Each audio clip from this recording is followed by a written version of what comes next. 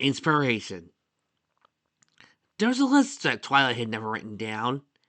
Cheap and inaccessible carriage rides. Ask me how.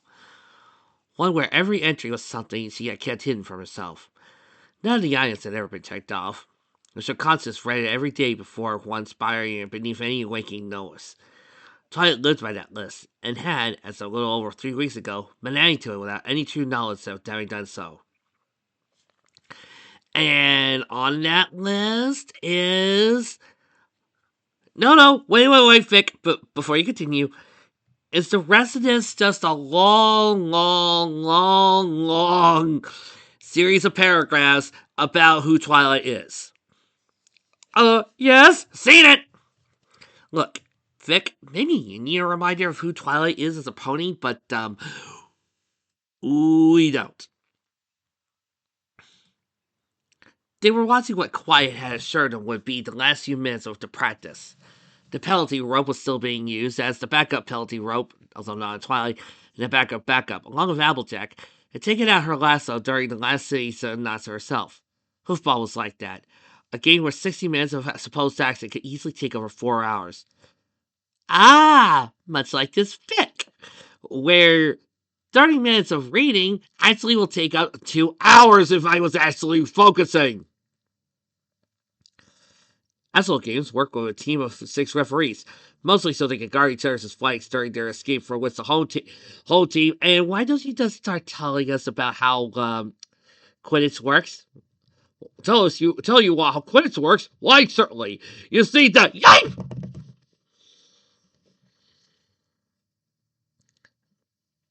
Twilight nodded. Rarity I'm sorry, not Rarity. Cardboard cutout. Thinks there's a chance you've got exiled, 3 of them. They discussed it on the way in. It wasn't as if the dogs were likely to communicate with any pony. It might even approach after what had happened when 2 over a number. But they were still out there. Could be more desperate than ever. Raid the town? Personally, no chance. Why do I think the diamond dogs are more like Ferengi? They may seem fierce at first, but once you get to know them for about 5 seconds, you realize that you could easily swat them and they'll tell you to leave us alone, please, sir. 2 males, 1 female. Greedy female. They don't know how to survive up here, and the longer they're on the surface, the more panicked they might become. Just want every pony to be aware they're out there before they try something stupid, but well, there isn't much point to sending out more search parties. Oh, I'm sorry, am I actually trying to give Diamond Dog some sort of fierceness?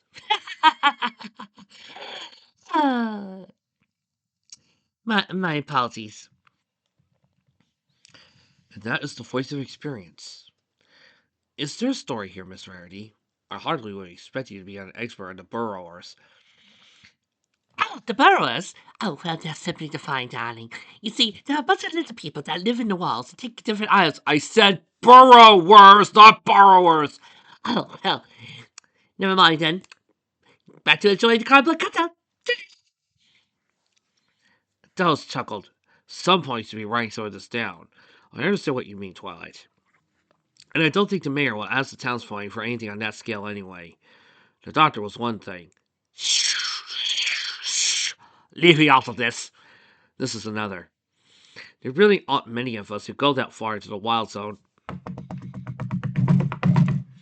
You know, I keep this up. I'm going to end up breaking my nose. Twilight hoped. It was a balancing act. Make sure the locals knew about the dangers they had to be aware of without scaring them to the point where they could turn a potential innocent into a threat, or something along those lines anyway. Twilight wanted her to feel secure enough to approach them, not hiding because there were ponies crashing through the woods in all directions. Maybe it was the search parties who flushed her out, still just having so many ponies in her area. I have been writing some of it down. Lots! I just need to polish it a little, that's all. Quiet's experience took on a faint layer of surprise. A budding author. Well, keep it detailed, factual, and dry, and I'll be sure to add a copy to my library. And lines about scandal and sex if you want to sell too. What? No! This is a respectable book, sir, and I will not have you besmirch my self-insert novel with your heinousness. Speaking of Das's self-insert book, I always had in my mind a fanfic that exasperates my own feelings towards how some people look at fanfic. Wherein Twilight holds a contest, and every pony starts sending her in fanfics, but it's all the same. If it is a clop, it's a sort of self-insert bit, and Twilight gets more and more discouraged. Then Rainbow Dash comes in, and she says, Twilight, I really wanted to bring in this book that I just wrote, but you got so many entrants, I just didn't feel like it.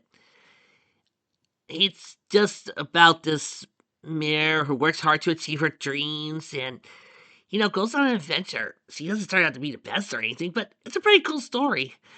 But, yeah, I just didn't have time to get it submitted. So, bye. And Twilight reads and she finds out it's a good story. The moral of the tale is don't allow your preconceptions of the rest of the genre or how people handle these different books to cloud your mind. Realize that there are people out there who write good stories and you should accept them. They're not all the same. And sometimes it's best to actually take the time to read those unknown stories because they can surprise you. It's kind of like one of my personal favorite episodes of Disney's Doug. Yes, I liked that episode. I liked Disney's Doug, where this bully character kept messing up every time he tried to do something. And at one point, he gets ready to play the piano, and Doug's grandma is like, let him. While everybody else is like, no, he'll mess up. Then the bully reveals that he's an artist. He's an expert at playing piano. But he's messed up so often and caused so many problems that when he gets to try, nobody will let him. He could only get so far before somebody would stop him and say no. The moral is, don't assume of people and actually give some people a chance to do something. Now back to your stupidity. And the Pegasus came right down from him, a scream of pain and emergency as he contracted the gown. One of the very rare metallic coats. A metallic dragon? A light touch of emerald across their entire body. Excuse me 1 second, folks. I need to see something. Let's see here. No, emerald's not a metal. It is a gemstone and a variety of the mineral beryl. Beryllium 3, aluminum 2, silicon and oxygen 3, 6. Okay. And emerald also has. Why would you even need to ask me this question, you dork? You know this. Wow. They tell me that Google AI will start recording my data, but I didn't think it would start recording my personality, too. I mean, I didn't realize it was going to start mocking me for this. But yeah, why not say she's a silver coat? Or, you know what? You don't know how mineralogy works, so why am I bothering? White mane tail, half covered in froth. Ooh, latte. Almost as pricey as possible to be without finishing, which was the problem currently in progress. And this mare is not at the hospital. Why? If she was already suffering contractions, why isn't she at the hospital? The doctor, she gasped. They said he was here. Please. Why aren't you at the hospital? Her front knees buckled and she made an effort to keep standing, to keep her belly off the ground. Why isn't she at the hospital? The moment froze, and the ice flashed to stream under the action. You know what she needs to be? She needs to be at the hospital.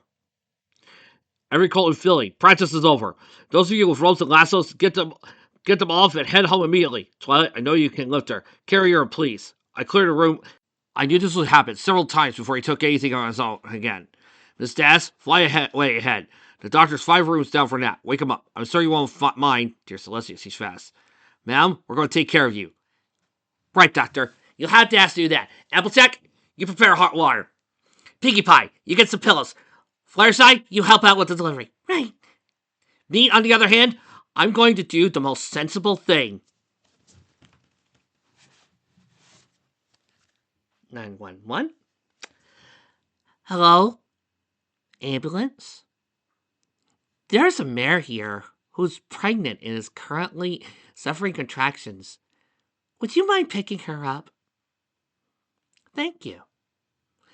I'm at Wassa Walla Street, 518. Thank you. The ambulance will be here soon. I decided to skip the middleman. The princess squinted against the praying of the fresh contraction as Twilight Shield gently raised her. She looked down at the source. Princess? There's an attempt at a mid-air dip. The billy didn't make it look any less awkward. The princess here? Please, get me to a hospital. Twilight blinked. What? You're here. Get me to the hospital. It makes the most sense out of anything here. Get me to a hospital. As Lacey wants Twilight to bless her full. Please bless.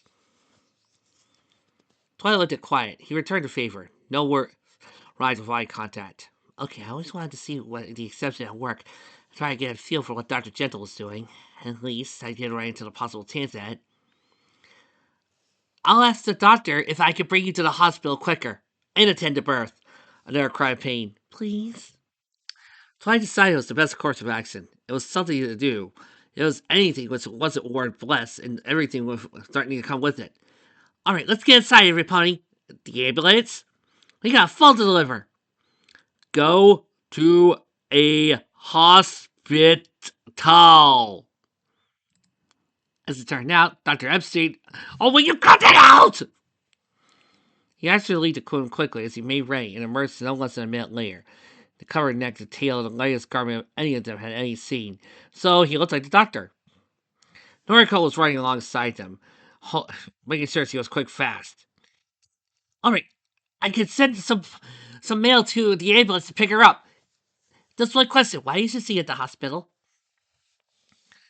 Dr. Gentle looked down, reminding us that he was asking Dr. Epstein. I'm not sure which one you mean, young Earth Filly. Does the garment smell that bad? It's an old one that was in the town laundry when I left. So, alright, Shining, you truly wish the princess to attend? I have no objections. Well, I do have an objection to not being in the goddamn hospital! You both took it in the answer. Farewell. We three inside the Orient are. The door was closed. It was just the three of them. Four if you count the incoming birth. Dr. Gentle glanced at Twilight, wondering why they are in the hospital. This is a messy business, Princess. Have you ever been in a birth before? No? Without meaning to be indelicate, things can emerge which are not the full, and I have no garment for you. I realize you may wish to observe, but I recommend doing so from a slight distance. Well, I didn't have cardboard cutouts mile-rophobia. Rub-ophobia. Okay, that is not a word. That is so not a word. Rub-phobia. The fear of rubbish or dirt. Synonyms. Misophonia. Alubulomania. Can you spell that? RUPOP. HOBIA.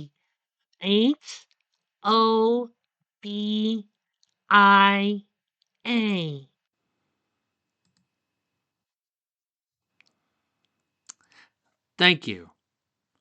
Now, your next word is clandestine. Clandestine. CLANDESTINE.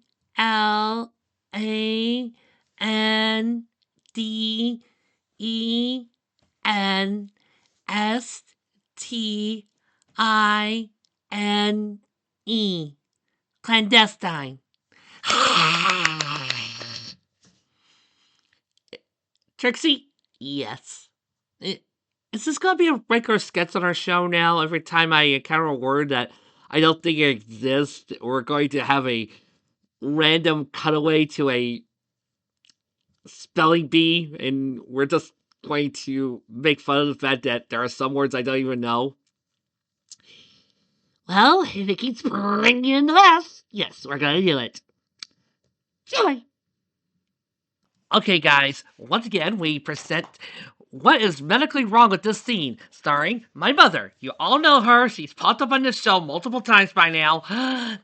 So, just checking, Mom, but, for a guy like this, who apparently does have garments, and he is seeing a, mare, let's pretend that for a minute that this is a human woman, is currently into labor. Um, and he has allowed Twilight to observe. Would Twilight still need a garment? Yes. Okay, okay, I see. Uh, Next. Would the, mayor, once again, let's pretend this is a woman here. Let's use some, our anthropomorphism for a sec.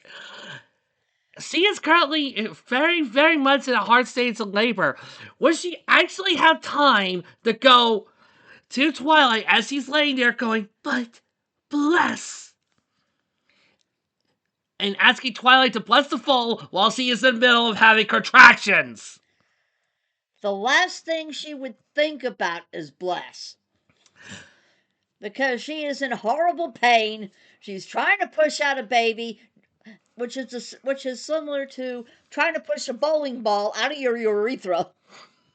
You're welcome. Thank you. So,